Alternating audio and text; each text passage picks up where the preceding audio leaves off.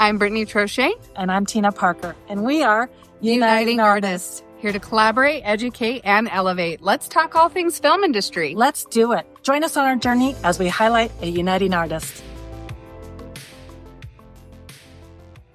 Hello, everyone. Hi, Kearran. Thank you. It's been so lovely to have you. I feel like we've been filming for the last couple weeks or month or whatever it's been, but we just can't get enough of you. So we had to have you on the podcast. You're so sweet. I feel like it's been years. Well, welcome. You're an absolute gem, and we've loved filming with you and just having you on Homestead. It's been wonderful getting to know you these last few years, but I feel like there's still always more to learn and grow.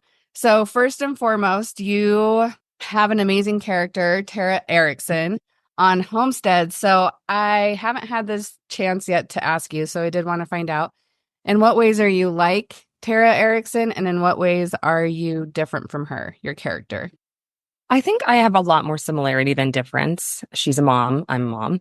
She is very, strong and very much a mama bear. I am very much a mama bear. I have t-shirts that say mama bear. If you come near my kids, I will hurt you. I mean, we're very similar in that way. I think as far as relationship wise, I think that's maybe where we differ. That her relationship with her husband is very unlike mine. We're much more of a team. We sit and have conversation, and she really has to pull so much out of him to find that connection with him. Even though they have a wonderful, I think, very deep connection, he's rough. He's a hard shell to crack. So that's like something that's been very different, and that I work to kind of find my way through that relationship and navigate. But yeah, I do. I think we're very similar for sure. I mean, yeah, if my kids were here, they would tell you the same thing. Yeah, I feel like she's a dynamic character. I feel like you're very dynamic. And I also feel like when you come into a room, you hold this specific light and responsibility, if that makes sense. And I feel like, I don't know, it's something that is welcoming and you share it with others. But I think that it's kind of a high regard of what you just kind of not really expect, but you welcome from others. And I think that that's a really beautiful way for people to level up. I feel that from both you and your character personally. But well, thank you. I appreciate it. That's a very nice compliment. You're so welcome. And then I was super curious, both Tina and I, actually, we were curious to know, what are some of your other favorite roles that you have just loved and why? Oh, it's funny. I feel like I love them all. Like I have like a little, like if there was a little tree of little bubbles of like all my little jobs, I'd be like, oh, this one, I did this and this happened. They all have like some sort of special weird, even if it wasn't like the perfect job, I kind of love them all because I get to create. This one has been really special because I've done a lot of network TV. And so there's not as much creative freedom. I worked for a very long time on a show where it was the word on the page is exactly what you say. And, there's no, if it's a to, it's not a the, it's an and, not a but, very specific. And I appreciated that because for me, I do love structure and order. So didn't mind it at all. But it's been really nice to do this because we are allowed so much freedom to, go, oh, that doesn't really feel right. Or I would say this, or that's a little bit different. And so that's been like really just a breath of fresh air and lovely. Obviously, I did a show called Major Crimes for a very long time. And that was a dream come true because that just doesn't happen for everyone, in their career to be able to do, have a role for that many episodes, 106 or whatever episodes. So yeah, growing with a character from start to finish and growing up around and in a character, because I started in my 20s and I ended well into my 30s. I had a new family. It was my first show, so there were so many parallels with that character and with myself, which were, that was really cool. I don't know. They're all special. I did a lot of Broadway. Is there even maybe one of them that's like taught you a big valuable lesson? Is there like a huge takeaway, even from theater, any of those characters? I mean, only because I was with her for so long, I would say Amy definitely taught me the most. I mean, I paralleled just being so green, so new. I didn't know anything about anything. And I learned a lot about myself. I learned about how to be on set. I learned how to interact and know my day and know my schedule, know my life. So yeah, for sure. I mean, I loved her. She didn't always say a ton, but there was a lot going on here. She was the rookie kind of the squad, and they gave me a lot of the physical stuff to do, which was really fun, and stunts and things like that. So yeah, I would say for sure I learned the most. I got there the first day and I was like, they were like, here's your dude. And I was like, I don't know what you're talking about. Like I literally called my girlfriend, my girlfriend Jenna Lee Green, who's been on TV forever, and I was like, "What is this schedule? Like, I don't understand." And she's like, "It's a day out of day, sweetie. This is what this means." And she like taught me how, because I didn't want to like be the idiot that was like, "I don't know what you're giving me," but she taught me like how to go through a schedule and stuff like that. So yeah, you gotta start somewhere, right? Yeah, I love that. A lot of actors, because they're given their call sheets the day before, I actually have found a lot of the actors don't understand the schedules that the crew get, because we have Right. to use it as our structure for what we're building schedules and day players and stuff. So I'm impressed that you got on top of it right away. Actually, not now that I know you, but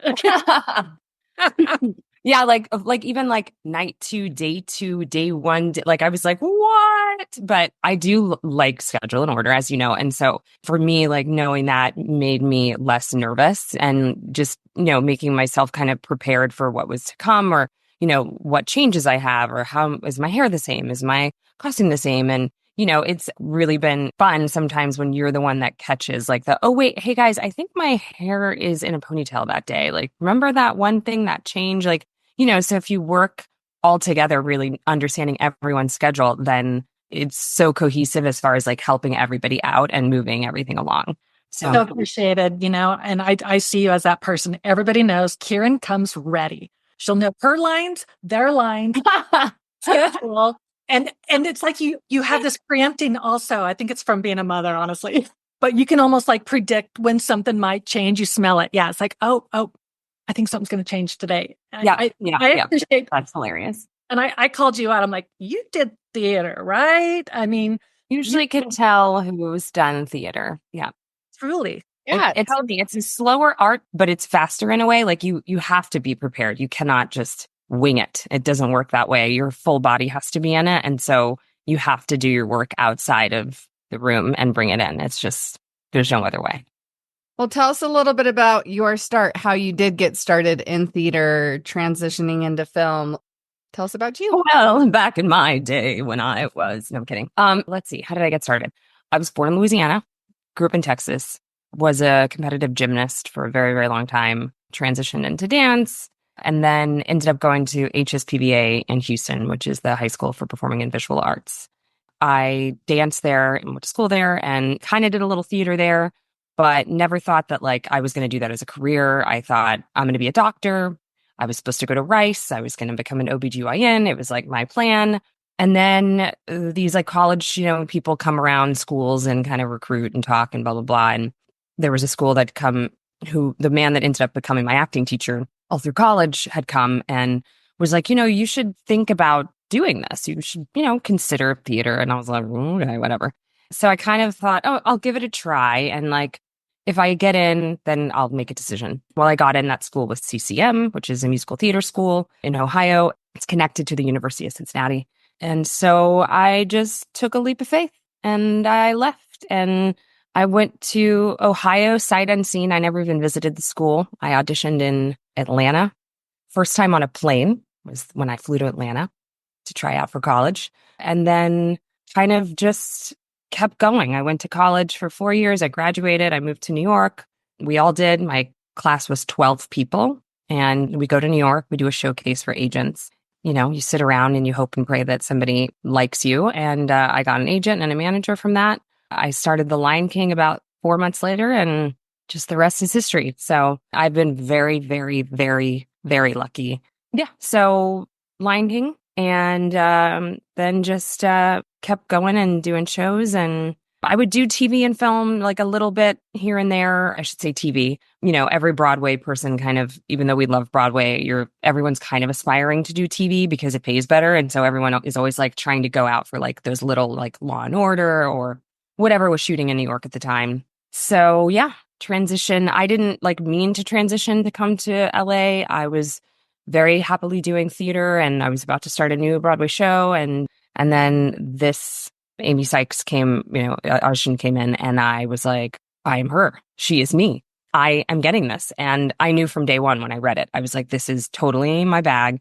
I got this. And I went in a couple times and then I had never like experienced LA TV world. And this is back in the day, not that long ago, but 15 years ago where streaming wasn't a thing and they still treated actors like celebrities, right? So they were like, we're going to fly you to LA. I was like, oh, okay. I was like, to audition? They were like, no, we just want to meet you. So they flew me to LA and I met with our executive producer and writer. And funny story, I didn't know really why I was here because I was like still new. And I thought, am I going to have to audition? Like, what do they want? And so I showed up in my audition outfit to lunch and I had my sides in my purse. And I thought they were going to have me like read at the table or something. I didn't know what was going on. Anyway, they were like, no, we just want to make sure you're not crazy. And then they drove me around LA and showed me, took me to set and stuff. And I met everybody and the rest is history. And I fell in love with TV and I love it. And I love it so much. And I love getting a new script every week. And I love having guest stars and meeting new people. And it feeds my soul. I love set. I love set. I can be so tired and it can be like a 3 a.m. call and I will swirl it up and just, I get like a second win to be on set. So yeah, that's how I got here, I guess, in a nutshell. Love it. When I heard you did Lion King, I'm like, you're my hero. So cool. And now I hear you're a gymnast. And now you're like top tier hero now. Oh, you're funny. Yeah. Yeah. I grew up in the whole like Bella Caroli, Texas gymnast. Oh, I lived in Oklahoma for a couple of years and trained there with Shannon Miller's mom. I was 4'11" till high school. I know I'm like 5'7" now. I was a very tiny little gymnast. I feel like you kind of answered this, but preparing to be in this industry is one thing. And we kind of heard your story, but now you're a mom, you're a wife, you're working out of state, and that's just with our show, let alone whatever else you're doing, and the juggling of your family. What are 3 things that you think have helped you? Because we're in a circus, it's not structured.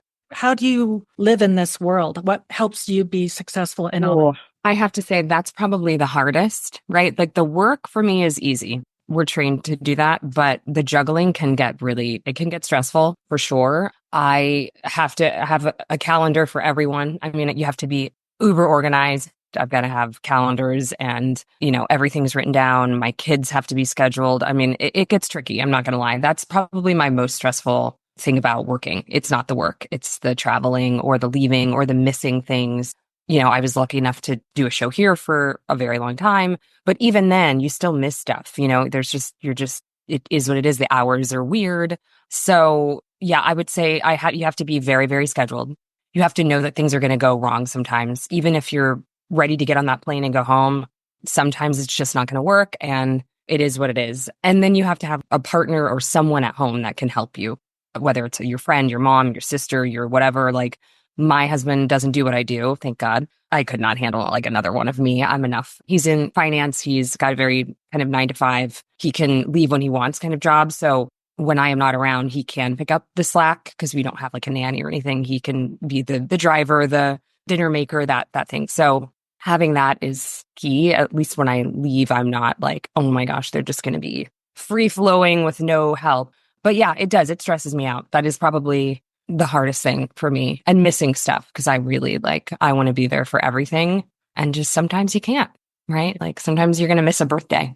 Yeah. I remember when I was working in the industry before I became a mom and stuff. So when I missed the first birthday, I felt like a horrible mom. And my kids and I, we just decided we're not going to go off the Hallmark holidays. We can celebrate birthdays when we are together. Holidays, according to the calendar, it doesn't always have on that day. So that's helped me. Exactly. Yeah, same. Yeah, you just do it whenever you can. But everyone has to be understanding of it. And we're lucky that, I'm sure your kids, same thing, but mine, they're so proud of me that they're like, Mom, they're older now. So they're like, Mom, it's fine. Like you're like doing a TV show or whatever it is. They're totally fine with me going off and doing my work. But I will say when people ask, because my kids are 14 and 16, so, they're going to be leaving in the next 2 to 4 years. Like, are you looking forward to it? I'm not. I am deeply, deeply obsessed with my children. So that's going to be hard. But the only one thing I'm looking forward to is working without guilt. And I feel like I've never been able to do that since I've had kids, because I did a Broadway show each time with children in my belly. Like I have only known working with children. I got married really young. I met my husband at 22. I got married at 24. And then I was doing shows every day, and like leaving them and, missing holidays and stuff like that. So when they're gone, I will miss them. But I don't even know what it's like to be offered a job and not have to worry about, oh, okay, who has what and where do I have to drive someone to? And I'm not saying men don't worry about it, but not as much, right? Let's be honest. There's like an innate guilt that we all feel as women. Even if you don't have kids, there's just like, we just have guilt, right? It's like, I don't know what it is, but it's just like, we want to make sure that everyone else is okay besides us. The thought of like, oh, wait, I'm actually the one that's going to do work and getting on a plane and like not sleeping and trying, whatever. I don't even think about that. I'm just like, okay, well, let me take care of all this over here for everyone else so that I can go do my work.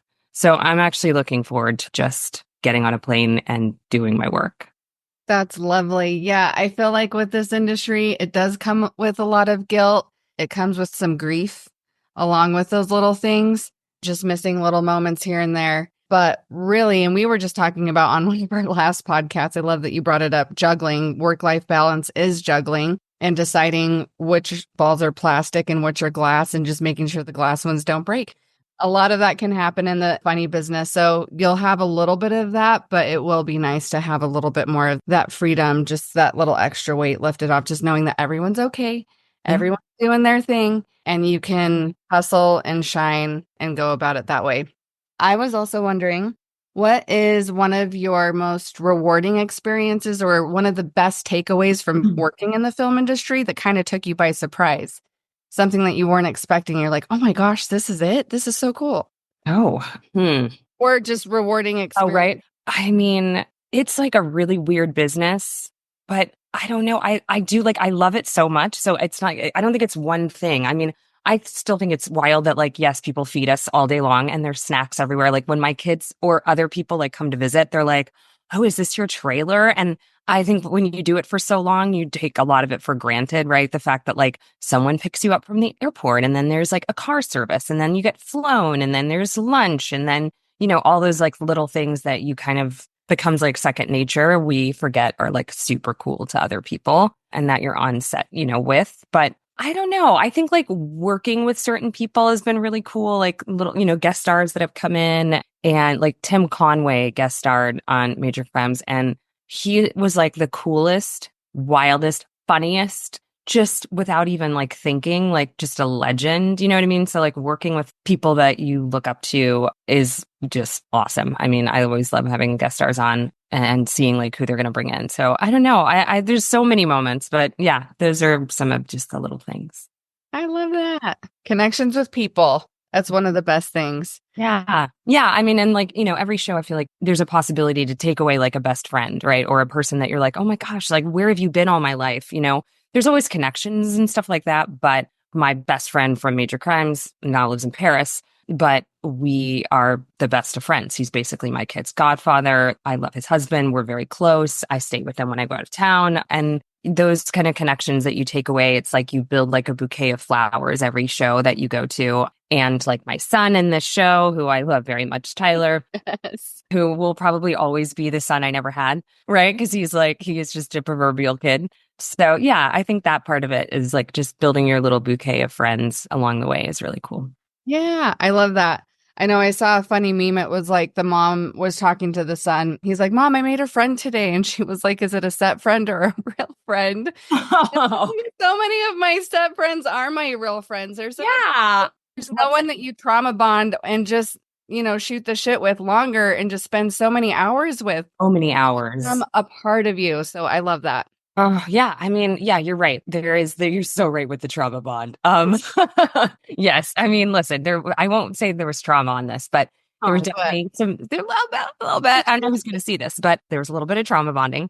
But like, yes, Olivia and I and Tyler, and I mean, all of us had our moments of kind of having some moments together that we, will remember forever. So Love that. We bond over that too in the recovery, and yeah.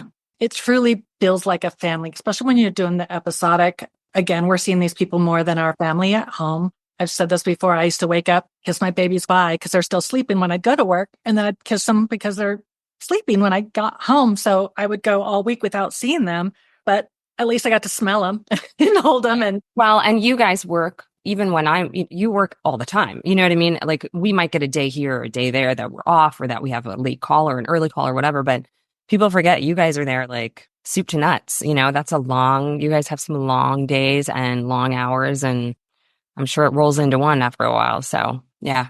It does. It's a double-edged sword, and yet I feel so blessed that I'd have a great run on my career and being able to meet truly people. Like, they'll always ask you, "Who's your favorite? What's the worst thing?" I'm like, you know what? I don't have the worst stories, and if I did, I wouldn't tell you. But I've had some beautiful experiences. I worked with Tyler 6 years ago, and so Oh, right. for all mankind, and then of course Bailey and I worked together in 2007 on Saving Grace. So it's like we come back together, and it's like no time has passed.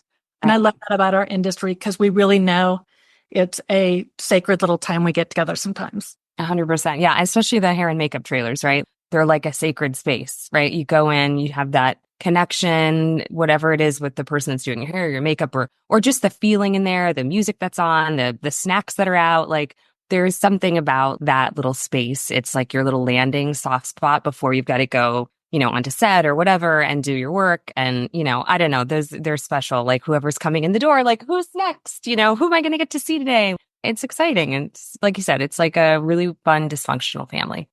Yes.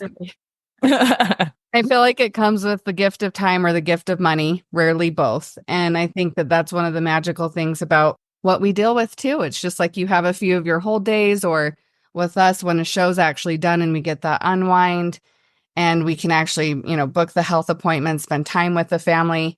That's also something that we take for granted too, even though we work crazy hours, like truly having that gift of time. It's beautiful. Yeah, totally. Homestead. Hey guys, it's coming out. I'm so excited. I can't believe it, because obviously this has been touch and go, right? Like, we weren't sure last year, and then there was the strike, and oh my gosh, but like this job came, and I was like, I read the script and I was like, oh my gosh, okay, let's do this wild ride movie. And I think we were all a little hesitant, right? Like, what is this process? What's happening here? But the cast is incredible. I was like, how did they get all these people in one room together? The location is stunning. Obviously, we all know that, right? It's like the most beautiful place you've ever seen. And I am just very excited that it's actually happening. And we've got our 2 episodes coming. Like, I kind of am like, it's like the little train that could. It's happening. And I'm really, really excited about it. I can't wait. And I love Bailey, my husband. He's my little touch point. And I'm excited for the premiere, December 20th. I'm really excited. It's actually, I have done, I don't know, 8 or 9 Broadway shows and a whole bunch of TV, 200 and however many episodes. I've never done a movie. This is my first movie. Yes. Yeah. I know. Mama K's doing a movie. I know. I've like never had a premiere. Like, I've never like any of this stuff. I'm so excited. I feel like a little kid again. So I'm going to get my makeup done and my hair done and get a dress. And I'm like, I'm so excited. I can't wait for everybody to see it. I'm just very excited. I will say, I'm going to tell you this right now though. I don't watch myself, and I especially don't watch myself in a room full of other people watching me at the same time. So I will be doing the carpet, and then I will be going to the bar, and then I'll be seeing you guys after the movie. Okay? I love that. Really? Nope. Small Bones, That's so funny. please watch it. I'm like, if you send me a copy, I'll watch it on my own, but there is no way. Do you know how much money I would have to waste on therapy? It's not worth it, you guys. I don't need, it's fine. I have other skills, okay, and other things I've worked on. I haven't gotten there yet. The list is long. That's okay. So I cannot. I'm sweating just thinking about that. No. So I'm not going to watch it, but I will be there. I'll come. We'll take pictures. I think actually my kids, and we'll all go. They want to see it. We'll see. I'll probably just go have a little bite to eat. Yeah, And take yourself out in that pretty gown, exactly. grab a bite, and come back. Oh, I love that. Well, we're so excited, and we're so thankful you spent this time with us. I know you have a lot of plans today and get on with your family. Oh, you're so sweet. I love working with you guys. I love seeing your shining faces. And I mean, whoever's going to listen to this, you guys, they have like snacks for us and facial things for us and eye patches and loves. And Tina gives me back rubs. And like, it's so great. And then honestly, you guys make that little soft landing spot so wonderful every day to come to. And I love that you're closer now on set and we don't have to travel and we can just hang out with you all day. And I hope we do many, many, many, many, many, many, many more episodes. So fingers crossed. Thank you. Thanks, you guys. And all the love. Thanks for joining us on the Uniting Artists podcast. It was so lovely to have Kearran Giovanni. And thank you, Tina. Thanks, everybody, for tuning in. Yeah, Brittany, thanks for wrapping this up. And if anybody has any comments or they want to hear us talking to a certain artisan, Let us know in our comments below on this podcast. And also check out our Uniting Artist Instagram and Facebook. That's Uniting Artist on Instagram and Facebook. Let us know how we're doing. Let us know what you'd like to hear. And we're looking forward to hearing from you. Hey, y'all, join us next week as we highlight another Uniting Artist. And remember, when artists support artists, everyone prospers.